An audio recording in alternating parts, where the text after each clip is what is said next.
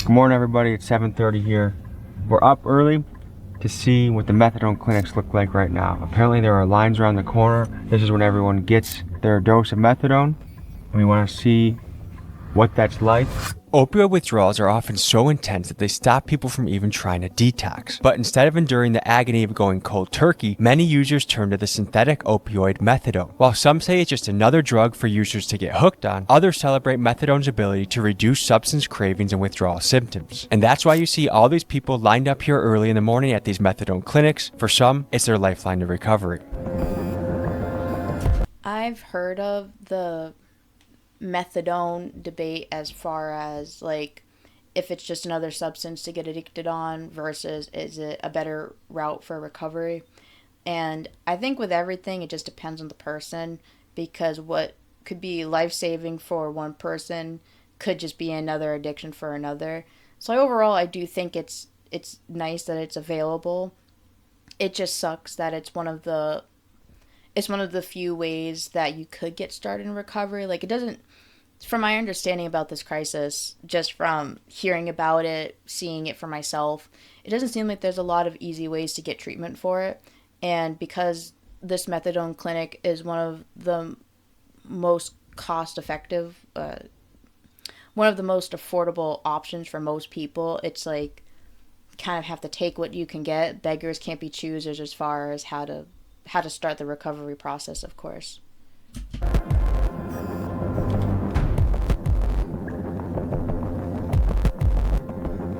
About what time does the methadone clinic line start? 5 a.m. in the morning. So people are up early. Yeah. So people are wondering, does methadone help the problem or hurt the problem? It helps the problem. Hey, what's up, man? What's going on, brother? What time do you guys get up and get ready to get in the line? I get up anywhere from like 6 to 9 when there's no line. When you first receive a dose of methadone, how do you feel after? So it takes about 15 minutes for it to kick in, but after it kicks in, I feel like just relaxed, more or less. The same, normal. Like, is there a high or a buzz to it? No buzz. So would you say it helps your life? Definitely, it honestly saved my life. I've been on drugs on and off for 10 years. I tried Suboxone, Sublocade, the other one, Vivitrol, all the shots. Yeah. And I've noticed methadone's the one that really helped me the most.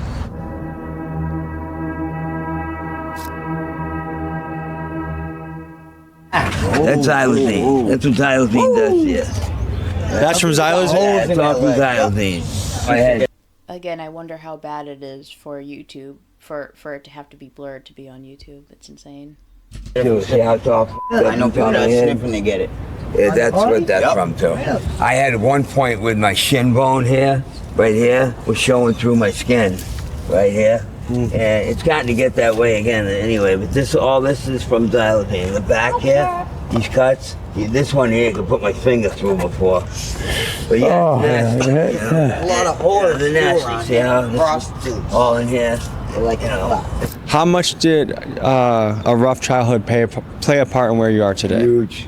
I went through the whole Catholic priest thing, and I will say that was the biggest thing that made me want to use. I got started when I was 10. My brother was 5 years older. He got me selling weed by 10. By 12, I was smoking crack and doing dope.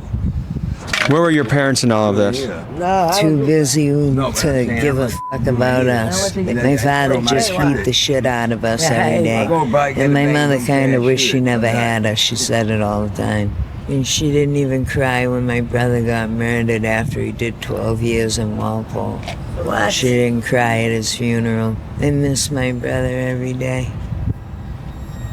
Addiction has to do a lot of times with like untreated trauma or untreated anxiety and depression in your life. I mean, these people need mental health care. I don't know how these people manage to do it if they're living on the streets, no health insurance, no job, no supportive. Yeah, I will say, I think a big part of why people slip into using is just because it's an easy coping skill to try to forget what's going on in your life. Of course, it's really not because of all the negative consequences that it causes, but self-medication, self-treatment, a lot of people I feel like aren't even aware of what options are available to them until they're really deep into addiction. And if I'm assuming most of these people come from poor upbringing, so a lot of the times it's just hard to access mental health care when you're poor. That is, I do think that's changing now, and some of the people that we've seen in this video that are talking about it, they do seem a bit on the older side. So you're talking about even like 10, 20, maybe even 30 years ago for some of these people when they were young and they were getting started. I do feel like now it's a little bit easier for like kids, teens, young adults to get healthcare a little bit quicker, or even before they start an addiction, it's easier for them to have access to this type of care. But definitely for even like the millennial generation and older, like I can definitely see where it's just, why deal with the stress of life sober? Why deal with the negative thoughts sober? Why deal with your trauma sober when it's so easy to get access to drugs? And like this video referenced early on, it's really cheap too. Like I think that's also a misconception. I think that's also a misconception, is that it's expensive to get drugs. Maybe over time you spend a lot of money on it, but to get hooked on it, a lot of dealers, like when they're looking for clients, like if they sniff you out as somebody that might be willing to try something, like if they think you're so desperate, so low self-esteem, so low confidence, a lot of dealers offer whatever they're selling for free so that they can get you hooked on it. And because they know your situation, they might try to milk you for a lot of money at the beginning, or they might still continue to sell you in a low ball area, and the longer you're hooked, the more that they'll change the price to kind of fit what you're going through. But overall, drug dealers know who their clientele is, so they're not going to go crazy with the prices because they want to keep consistent client based. So it's incredibly easy to get it's easier to get your hands on drugs that will do more damage to you in the long term than it is to get the mental help that you would need for the short term that would help your long term. Community, we've really got to meet them where they are. These people are people. Some of these are like the nicest, greatest people. A lot of them just had like really bad trauma or really bad losses in life or just bad luck. Getting them on medical therapy is the first step. And make sure they're not going to overdose. Get them on Suboxone, methadone. But you have to get people housing. It's very difficult to stay in stable recovery if you don't have a stable place for housing. Not to get too overly political about this, because I do think housing is important. Let's just say I don't think Boston prioritizes the right population for who gets housing easier for cheaper. I think the people of Boston and whoever runs it and the policies that are made and the people who vote that affect it, I think they could do a better job with getting this demographic of people housing faster and more affordable than the other types of people that they prefer for housing. But that's just my opinion. Won't go too far into that. I'll just leave it at that. Resources are out there to help you on your journey? Oh, I can go into a program where people got mad drugs and just do them in there. There is no help. So the biggest misconception is that we have these happy hedonists roaming around, whereas the people who are addicted are the most miserable people on the face of the earth, and they desperately need our help, care, and attention. After you smoke crack, you get resin and you get a push. And unfortunately, this is But this little bit will get you going and turn into a day of a devil chase. Where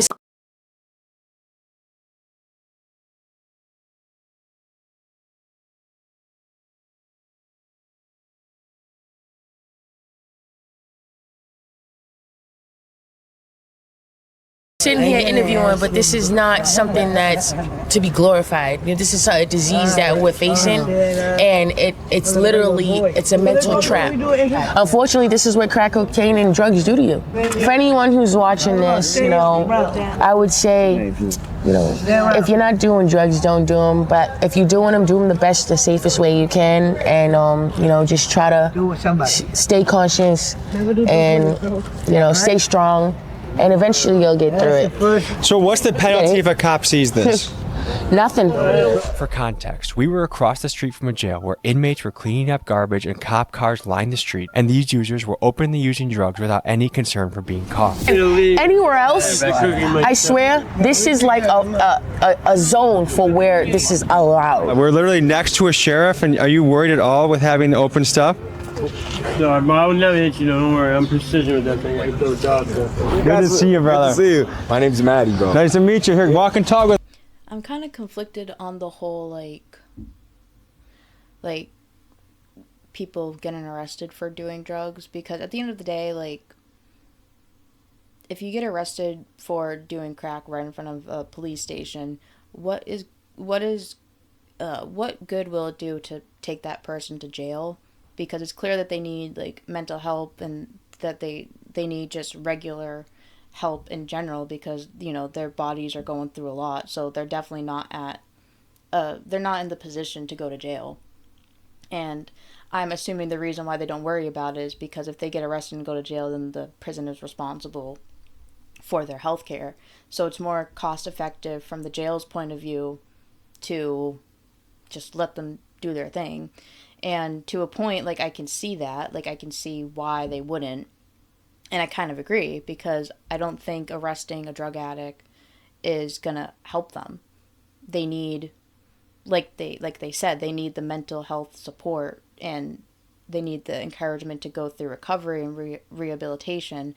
And prison doesn't really, in my opinion, do that. Like, if anything, they're more likely to die, because they would just go through such a harsh withdrawal process that their body wouldn't even be able to cope without doing something.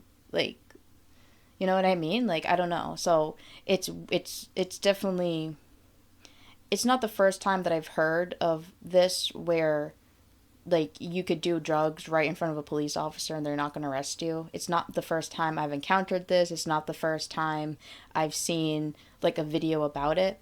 But I do see where it's conflicting, because, like, should they be doing it? No. Is it against the law? Yes. But at the end of the day, the drug addict is, for the most part, like, mainly hurting themselves. Of course, overall, the impact on the community, when you have multiple drug addicts at a time, it makes a bigger impact to everybody else. But on a selfish basis, the drug addict is really only negatively affecting themselves. What good would that do to arrest them, use police resources, and then whatever happens to that person, the prison is responsible for making sure that they're alive. So it's like a big, I don't know, I flip-flop between it. I do think that these people deserve just health care. I don't think that prison would do much. But at the same time, I can see the argument of, well, the city needs to be cleaned up. We need to, you know, arrest them. Like, I can see both sides, but I more lean towards, like, they don't need to go to prison. They need more resources. They need more people to care about them recovering, and they need just that support. Of course, there's some people that will never get sober, and that is what it is. But I think for the most part, people want to get sober or would like to be sober at some point, but they're just not mentally there yet. So it doesn't surprise me at all that they're doing any of this in front of the sheriff's office. Doesn't surprise me whatsoever. We're doing a methadone mile documentary. Exit, what's up, brother? Yeah, see all the big hitters out right here. here. Congratulations. Yeah, man. Sober house. Yeah, thank you, bro. I heard. This shit's wild out here, bro. So that's like a common thing, right? You'll see that all day, every day. You see how it is. Tell me about, like, do you have a story with recovery or addiction? Yeah, I did 17 years in prison, bro. I was in the max for 17 years. I started getting high up there, doing dope. When I got home, I was clean for about a year, and then your addiction started in prison. Yeah, I shot dope for the first time in prison. It's crazy, right? How hard is it to get in prison? Your deal is next door. You know what I mean? They'll cuff it to you, do whatever. So as a former user, taking away the tents, does that help the situation or hurt the situation? Bro, in my opinion, they took people out of a secluded area and put them right on Front Street, bro. Just hours ago, we saw plenty of tents and plenty of crowds out at Mass and Cass. We did talk with the mayor. She did say the city is making progress, but agrees more needs to be done. Boston Mayor Michelle Wu says things are better than a year ago with more people in permanent and transitional housing. I don't really trust Michelle Wu. don't really trust her. And it's very much debatable on if the problem has gotten better or if they're just getting better at reframing it. Nothing against the people. I'm specifically talking about the mayor, Michelle Wu. I think she's just good at reframing it. I don't think she's good at helping resolve it. Maybe I'm wrong. Just, like I said, my opinion as somebody that's not native to Boston but has grown up and been to Boston plenty of times, been there since I was a kid. I have family members that work in Boston. I've been to Boston since I was a kid, been to Boston since I was a teen, adult, etc., etc. Every phase of my life I have been in Boston. And personally, this is the worst I've seen the drug crisis. And I think, to a point, the higher ups in Boston encourage this.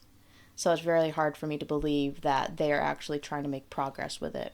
I think community efforts, like that woman that was feeding them just out of the kindness of her heart, and I think maybe some of the workers that work in these different facilities are definitely working to make progress in resolving this.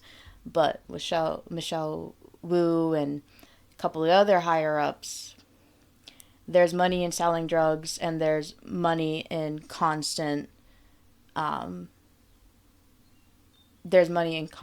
like failed rehab attempts.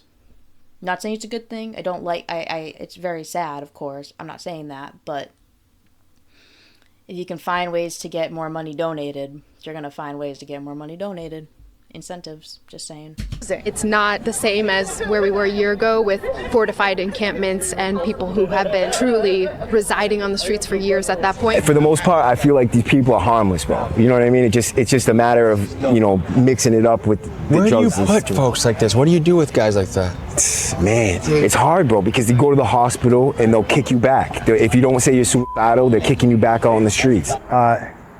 When I meditate, I inhale through my nose. In the streets, I exhale crack smoke and negativity through my mouth. Money feeds your ego. Integrity makes you the man of the house. I'm not from Milwaukee, but since 13, I was chasing them bucks. Being mentally locked in is better than being physically locked up. We're out here at Bedrock in front of a recovery center, and we're going to talk to a guy that just hit 8 years sober today, and also show you inside a facility that someone might come to start that journey of recovery and sobriety. I've heard of Bedrock. Never been there. I don't think I know anybody that's been there, but I am familiar with this place. Tell the people who you are and why today is important. So I'm mathematics. I'm a recovering alcoholic or an addict, recovering, gangster get money and stuff in the streets. And then now today, I'm also recovering from low self-esteem, low self-worth, low self-doubt, also addiction and alcoholism and criminal thinking. And so today I celebrate 8 years of recovery. And what makes me in recovery is because I work a program that's a thinking and a personality change. What is your role in this facility? So I'm a group specialist, and then I'm also an alumni coordinator, and I do community engagement. So I get people back into the facility if they need help. You just got to surrender. You can do it. You already did it for 8 months, so you know you can do it. You just got to give yourself. Seriously, like, good for that guy. It's for good to him. It's really difficult. It's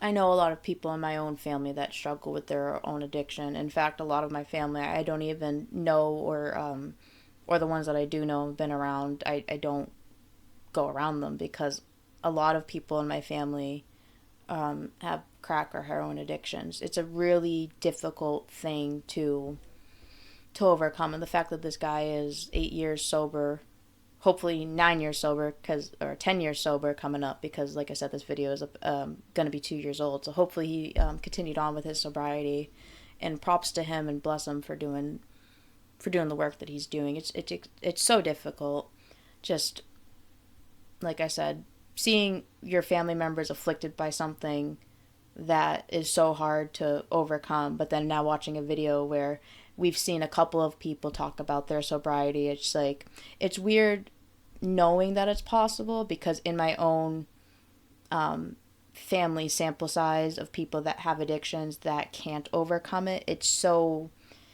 foreign to me to see somebody that has struggled with addiction to the extent of whatever he went through where he needed a facility. It's mind-blowing to actually see somebody recover from it. And he looks really good. Like, I don't think I would ever guess that he struggled with addiction before. So whatever he did, he did a great job. Another shot. Years clean when I fucking went out. Oh, so Remember I met you over at the tent? yes. You got this. You got this. You got this. So pretend you just found me on Mass Ave. What am I going through today? All right, so the first thing that would happen is you would come and do an intake inside of here.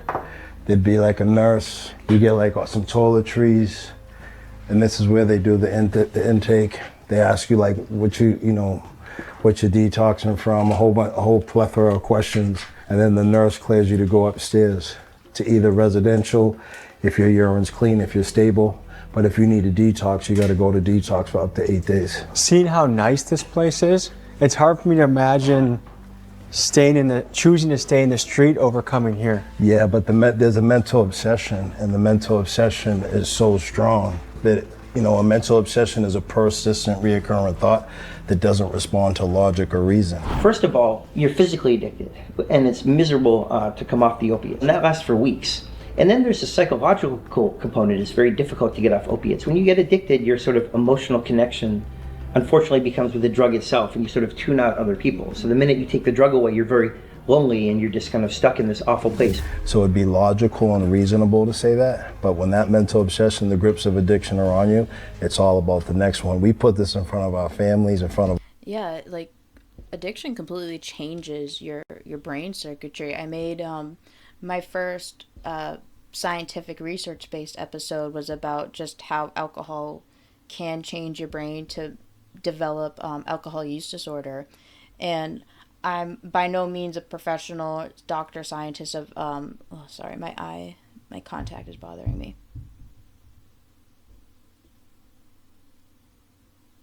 I'm gonna block, hopefully he's okay.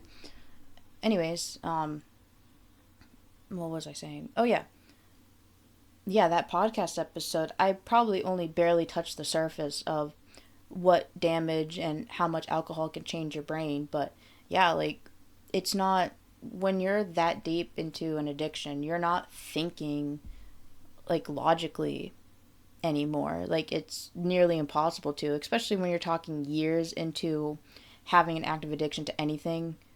It's impossible to think logically anymore. And that's why one of the only ways you can really support somebody in active addiction is just to show that you love them. Because I think no matter what, knowing that you're loved is like a universal feeling that everybody can understand when it's happening to them, even when your brain circuitry is so altered from addiction. Like, understanding love and compassion is such a human thing that's one of the only like glimmers of hope that you can give somebody in active addiction, and hopefully that they can take that love that you're able to show them and apply it to themselves and show themselves love by hopefully, trying to be sober.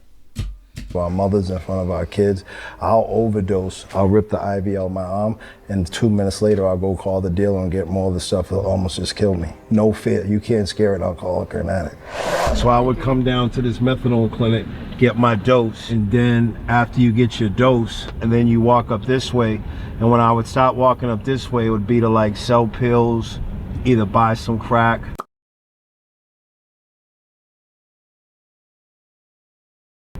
Sometimes I would get high over here behind these trailers. So this is the infamous McDonald's. Before you could sell drugs out there in the open like it's going now before COVID, most of all the drugs were sold through the McDonald's right here. What is the recovery rate? If they come in here for an 8-day treatment, what is the percentage chance they're gonna? 1 out of 10 make it to 30 days. 8 days isn't enough. Detox is grammar school, then 30-day treatments high school, then inpatient like 2 or 3 month treatments college, and IOP 5 is like master degree, IOP 3 is like PhD, and then going home right after detox is like trying to get a master's and a doctorate at the same time. So you're trying to go home with a grammar school education, but you're trying to pass doctorate and master degree level classes, and that's why we have 13 alcoholics and addicts dying every hour. Does harm reduction, he explained that really good on just like the percentage of people that, depending on how much of like program they complete, how likely they are to continue to be sober whenever they leave. I really like the way that he explained it, because from my secondhand experience, like people talking to me about the recovery process, that kind of it checks out. And obviously he would know because he works in that field and he sees people like that every day. But it's just a really intelligent way to put it, because when you think about it, no matter how long you've had the addiction for, it changes your brain so quickly.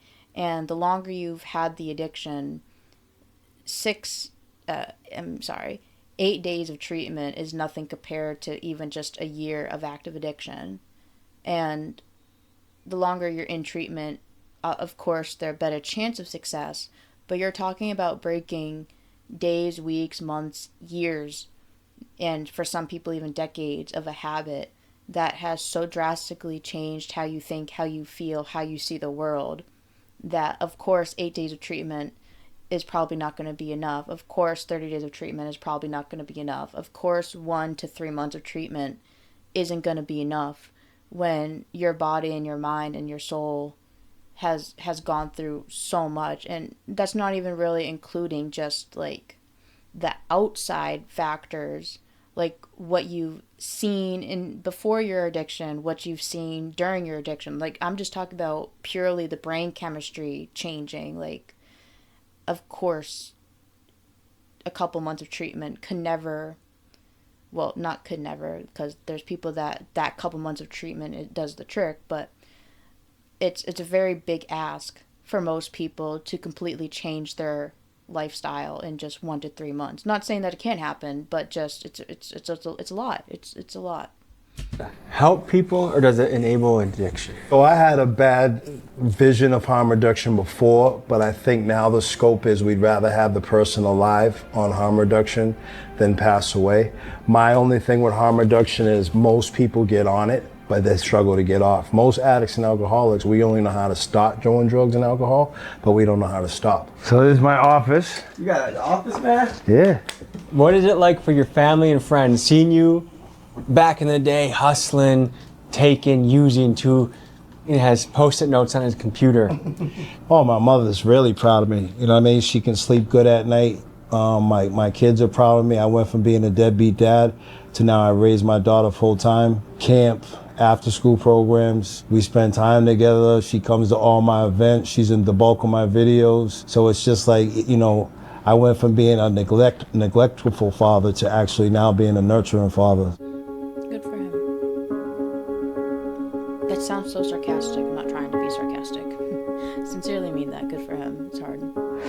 To uncover the origins of Methadone Mile, we brought together a powerhouse of Boston legends. From Millie's, the rapper who's putting Massachusetts on the map, to Bean Shooter, a former addict and frequent flyer to prison, and now a guy who transformed himself and became an entrepreneur, comedian, and a source of inspiration for those in recovery. Together, we chartered a boat and sailed towards the remains of the missing Long Island Bridge, a key piece of infrastructure that we believe holds the key to understanding how Methadone Mile came to be.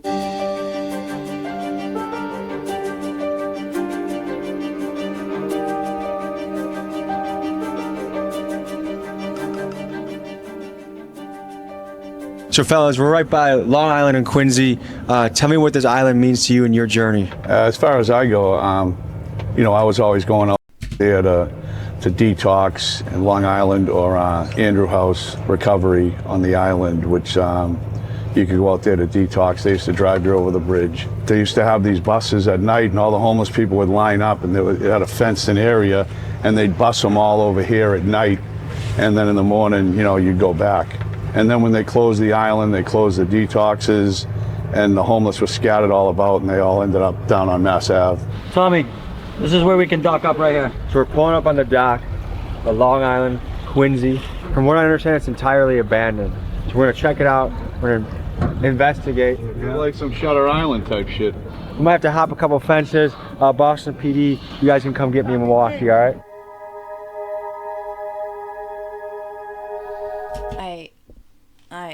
I have heard about this. I just don't know too much about it, but I do remember bits and pieces of like people telling me about it. And before he gets too far into it, I do understand that it did cause a lot of devastation for specifically the homeless population, which is, why we're even talking about it. But again, it wouldn't.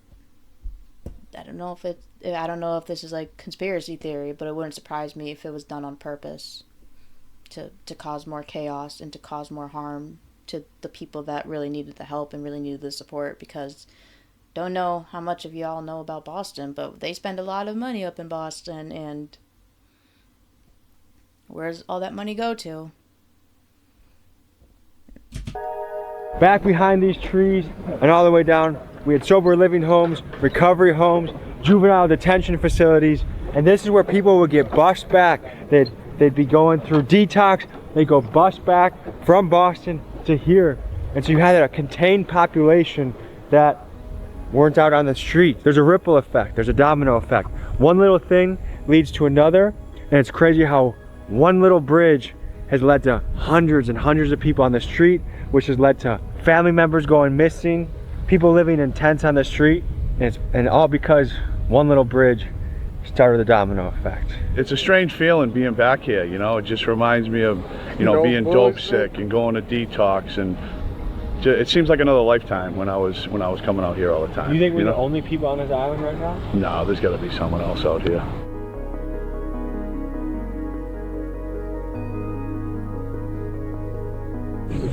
Ski! Ski! About that, it feels almost like we're watching the decay of America in slow motion. I mean, 100%. We're this rich, prosperous country, but we have these cities with all these addicts on the street. We have abandoned buildings with wooden boards over the windows. It's almost embarrassing because when most countries think of America, they don't think of this. Everybody says we want to help addicts, we want to do this. And me opening sober homes, I found this firsthand until it goes into your neighborhood. Then we want money for addiction, just not in my fucking backyard. To dig deeper on what the path of sobriety looks like, we head with Bean Shooter back to 1000% agree with that one.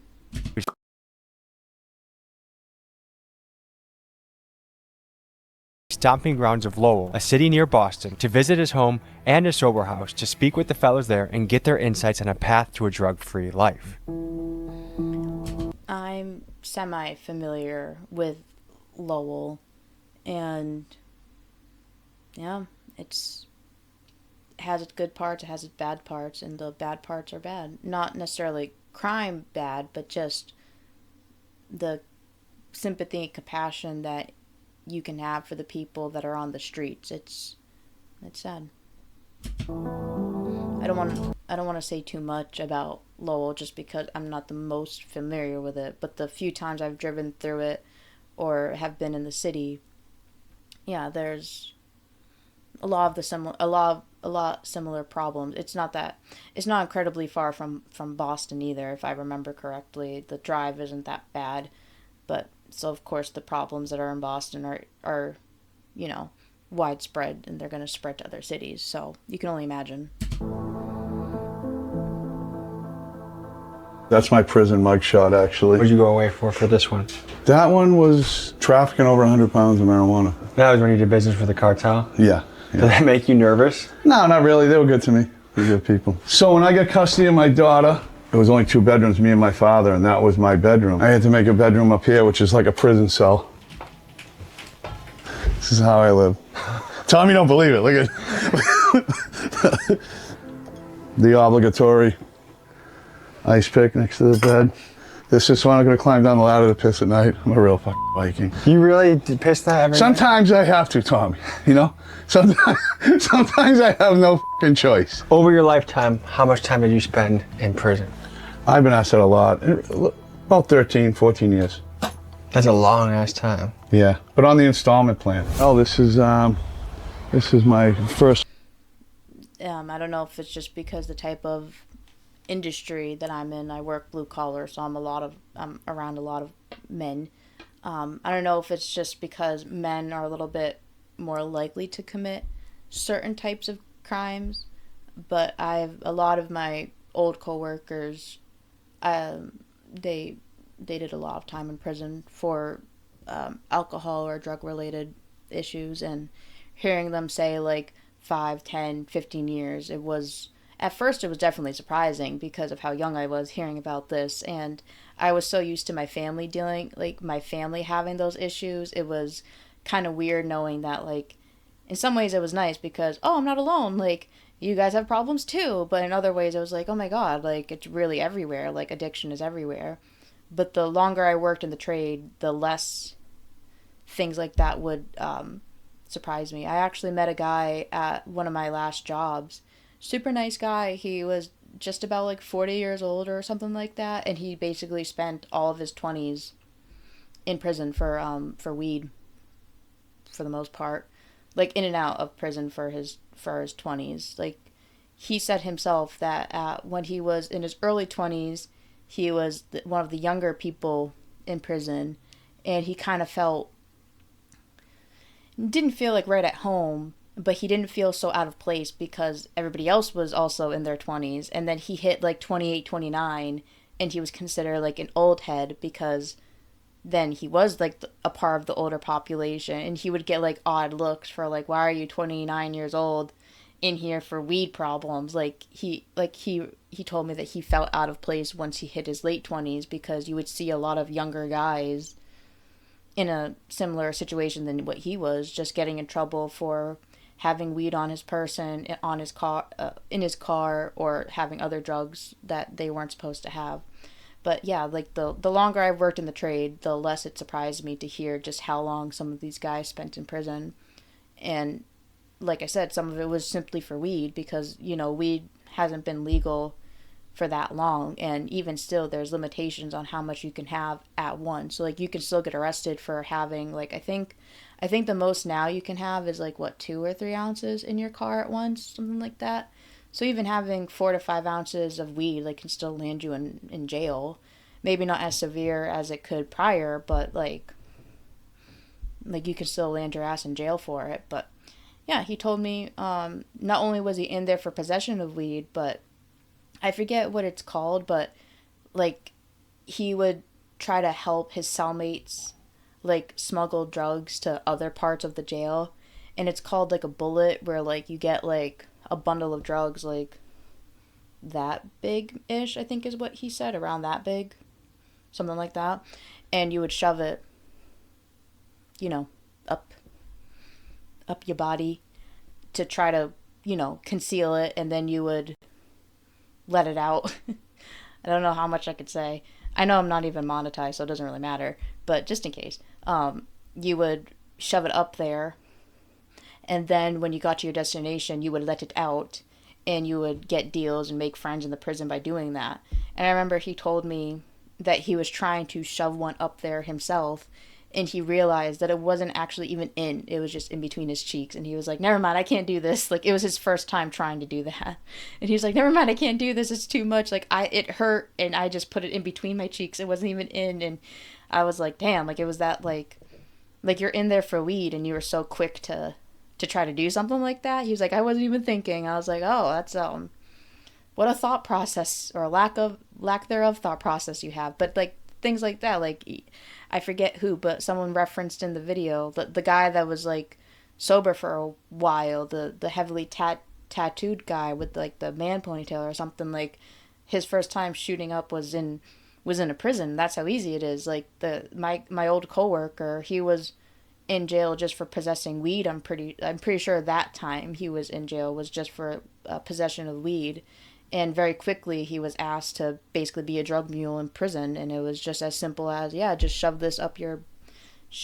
your butt and go to where you need to go and let it out, and boom, like, you're done. But he couldn't even get to the first step. It's not funny, it's like really scary how easy it is to be wrapped up in it, but funny how he described it, I should say. But it's so easy, and not surprising at all that some of these guys have been in jail for like a quarter of their life, depending on how old they are. Sober house I bought. Want to see the house inside? Yeah. That's me. It's my old doing time like a gentleman since 1985. Yeah, too. Was part of your journey getting sober in a sober house like this?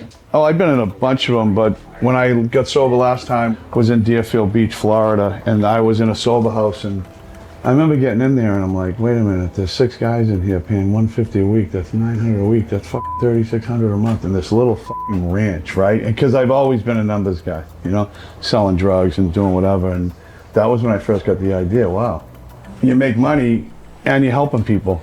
Like anybody will tell you that's a recovering addict. Helping another addict helps me. So guys here, how long have they been sober for? Everyone's different. I mean, I got a guy who's been here almost 4 years. You know, I get some guys who got out of detox a month ago. So and then sometimes people relapse. I had a guy recently who just relapsed. I saw him and I knew he was high. You know, they can try to lie to me and I'm like, oh, I'll take a urine right now. And I'm just like, hey, listen, you already failed it. If you already failed the eyeball test, like I'm not even gonna waste a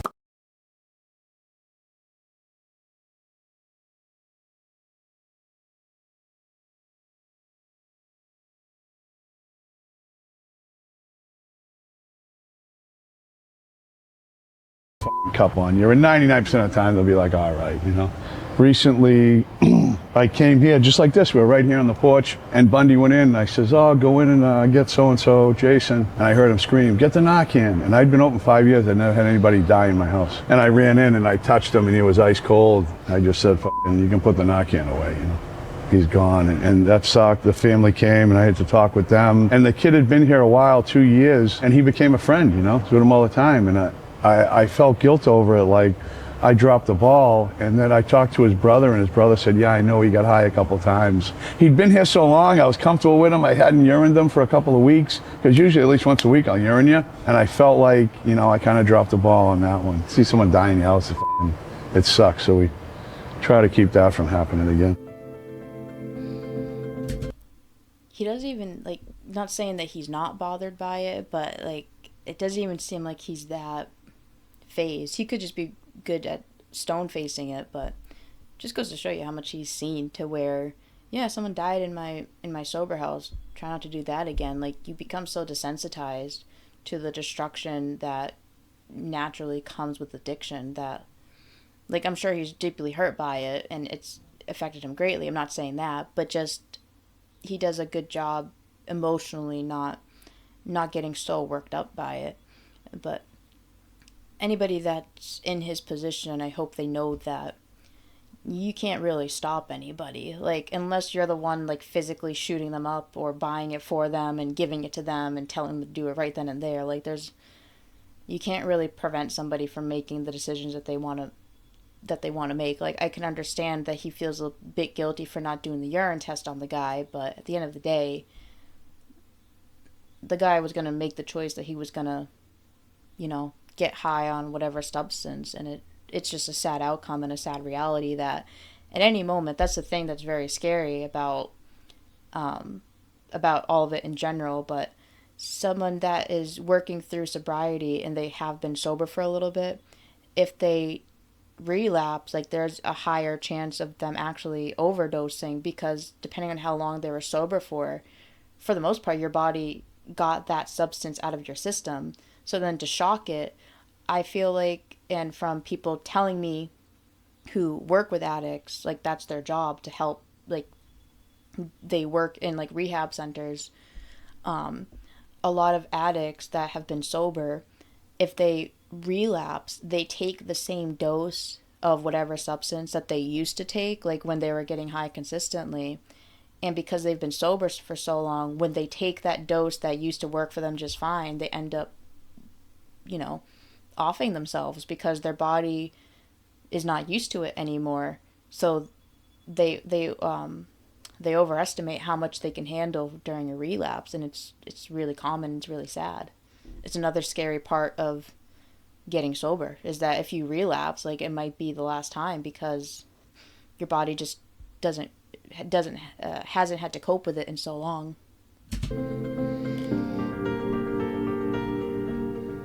So Lopez, tell me, how far into your journey of sobriety are you? Right now, I came here November 6th of last year, but my recovery is good. You know, it's been a struggle and a roller coaster. How many days in? That sign, fuck it, let's smoke. Jesus.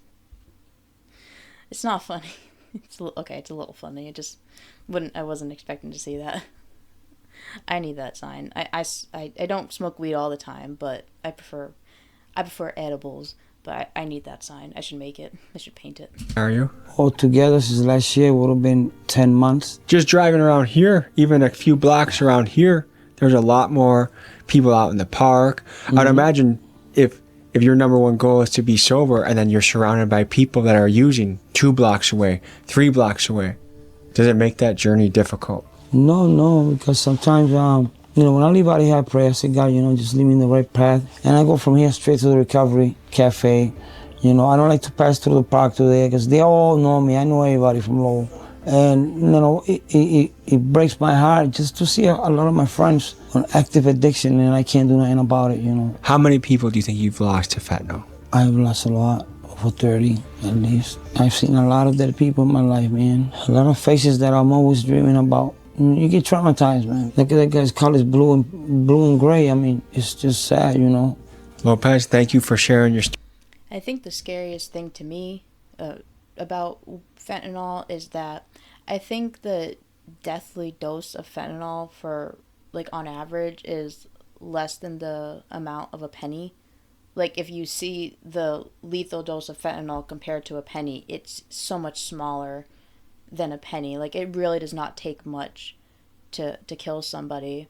And what's also scary is that it's so easy to lace weed with fentanyl. Crazy story, actually. My one of my family members, he smokes weed, and I don't remember if he got his weed. I don't remember if he got his weed from a trusted source or if this was a new dealer. It wasn't from a dispensary, but I don't know if this person was a new dealer or a trusted dealer. I don't really remember what he said, but he bought weed, and him and his friend smoked it together like normal, and they were fine. But his friend had to get drug tested, and I guess the drug test was only for harder substances because in Mass it's legal to smoke. So the guy, did the drug test thinking he was going to pass, and he actually came back positive for fentanyl, and he was shocked because he didn't willingly buy or ingest fentanyl.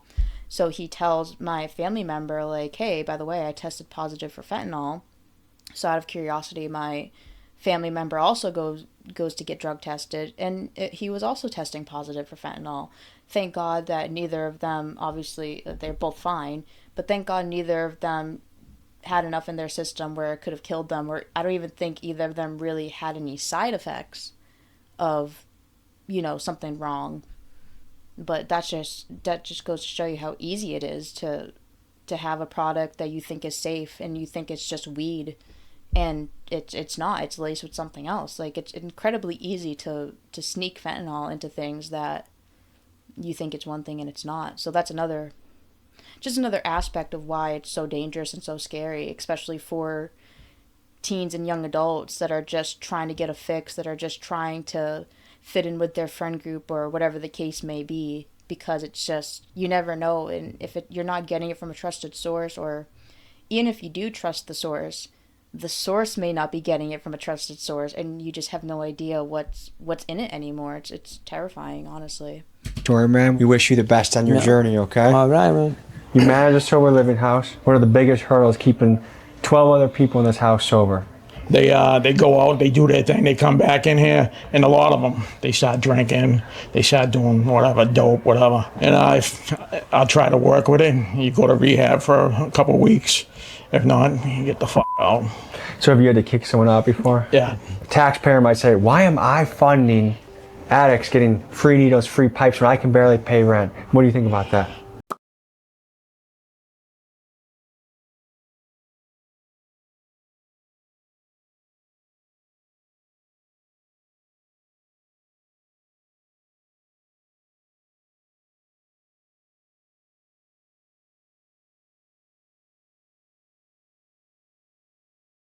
I don't know, it's almost like you're encouraging. I don't know, it's a 50-50. It can go swing both ways. Mr. Kranowski. So how long you been sober now? So now it's getting close to three years. He's the manager of my other sober house. So Bundy's the manager of this one, Brian's the manager of my other one. This is the perfect place for me. This is good stuff. A lot of good stuff goes on here. I got my old job back. I beat the case. They told me beat the case. You get your job back. Got my old job back. Just bought a car. First time in 15 years, about 20 years. I'm making moves right now. Making moves. Yeah. So basically, we had these big corporate companies like Purdue Pharma, the Sackler family, pushing tons of this stuff out.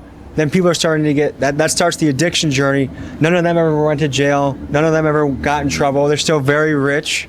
And meanwhile, millions of Americans now are ruined so many struggling. lives. Yeah. What do you guys think about that? They should be fucking hung by their balls. It's corporate greed. Gentlemen. The people that started this will never face consequences, I bet. There's too much incentive. Too many people are involved with it.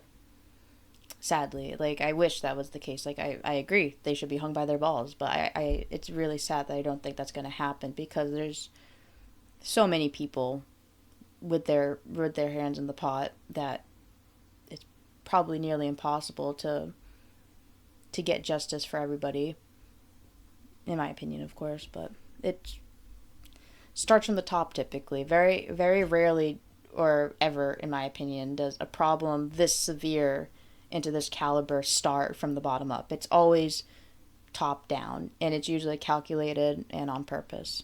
Hey, I just want to say I wish you guys the best on your journey. Thank you for sharing your story. Take care. Let's end this episode by celebrating the local heroes striving to make a difference. Exit Fame, Mathematics, and Bean Shooter. I have their Instagrams tagged in the description. Please blow them up with positive messages. And finally, to the people out there struggling to be sober, I'm rooting for you. You got this. I'll see you guys next week. I'll end it there. Okay. Oh, stay balanced. Okay. So yeah, that's those are my thoughts on his video. Like I said, I'll be sure to link it in the description down below. May or may not make this a two-parter, just because I've been recording for a while. Not so sure how much I'll be able to edit down, and I do want to try to keep the whole video in. Like, I don't want to edit a lot of the video out. I want to keep as much of it in as possible. But yeah, those are my thoughts on the drug crisis in Boston, just from my personal experience as somebody that's grown up in New England for my whole life. And I truly think that to resolve this drug crisis, it's going to take more of the community of people that have also seen it. I don't know. It would take a special type of politician, I think, to really try to make a difference on it. And like I said, I've said some of my thoughts about the current politicians in Boston that could be, well, I've only said about one. I said some of my thoughts about the overall people in power that, in my opinion, let this problem continue and manifest, because there's a lot of money in it. So I think it takes more of a community effort, and I do hope that these people, Mathematics, Bean Shooter, and I feel bad, I can't remember, Eric, I can't remember his Exit Fame. I really hope that they are safe and that they're okay, and that they continue to do what they do. And I can only imagine that there's so many more people that try to help in their own way, like that lady that was providing food. Like, there's so many people like that, and that's the effort that it's going to take. And I think having more awareness to how this problem started, why this problem is even a problem, and the right type of care for these people that we can provide, that's what ultimately is going to lead to this problem at least being minimized. I think it's unrealistic to say that this problem will be 100% resolved, because you can never 100% get rid of a problem. It's just impossible. Nothing is 100% true or false. Nothing is 100% perfect or imperfect. But I think it would be possible to reduce this problem to the lowest numbers that is possible. And yeah, I hope that's the case. And yeah, anyways, thank you. Thank you for watching. Thank you for listening to Surrounded by Addicts. Remember to take life one day at a time and to enjoy the little things in life. Stay tuned for the next episode.